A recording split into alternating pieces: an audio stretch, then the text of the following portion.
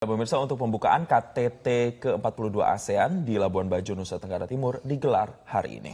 Dan sejumlah pemimpin negara ASEAN sudah tiba di lokasi. Dan untuk mengetahui situasi terkini pemirsa, sudah bergabung bersama kami jurnalis Metro TV, Sisilia Sinambariba. Ya, kita langsung sapa. Selamat pagi, Sisil. Pagi, Bisa Sisilia. Anda ceritakan apa sebenarnya menjadi agenda utama dari KTT ke-42 ASEAN kali ini? Ya, selamat pagi Jason dan juga Yohana. Tentunya agenda utama dari pelaksanaan KTT ke-42 ASEAN ini adalah menghasilkan sebuah dokumen ataupun sebuah deklarasi untuk bisa mengatasi berbagai permasalahan seperti tadi yang sudah disampaikan oleh Presiden Joko Widodo dalam pidato pembukaannya saat membuka KTT ke-42 ASEAN. Apa saja tantangan yang kemudian dihadapi oleh negara-negara di kawasan ASEAN ini seperti rivalitas, kemudian pemulihan ekonomi pasca pandemi COVID-19, adanya ancaman krisis pangan, energi, dan juga krisis lainnya. Selain itu juga adanya ancaman untuk hak asasi manusia. Inilah poin-poin yang nanti bisa diharapkan dari berbagai pertemuan yang digelar oleh para pimpinan negara-negara di ASEAN untuk hari ini dan juga pada hari Kamis besok.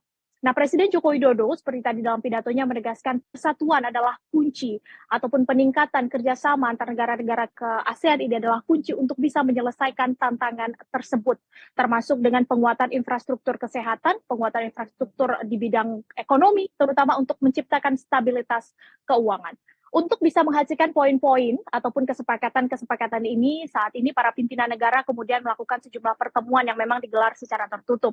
Nah, Jason dan juga Yohana, pertemuan pertama yang digelar oleh para pimpinan negara ASEAN ini dan tentunya dipimpin langsung oleh Presiden Joko Widodo adalah pertemuan bersama dengan para dewan parlemen di negara-negara ASEAN. Kalau dari Indonesia, ada Ketua DPR RI Puan Maharani yang mewakili atau menjadi delegasi. Nah, setelah itu akan dilanjutkan dengan pertemuan bertemu dengan komunitas anak muda yang ada di ASEAN. Lalu pertemuan dengan para pebisnis yang tergabung dalam ASEAN Business Advisory Council. Dan selanjutnya akan bertemu dengan melakukan pertemuan, maksud kami, dengan high level task force. Dan akhirnya di pelaksanaan pada hari pertama ini akan ditutup dengan makan malam bersama yang sudah dipersiapkan secara khusus oleh pihak dari Indonesia selaku ketua KTT ke-42 ASEAN ini.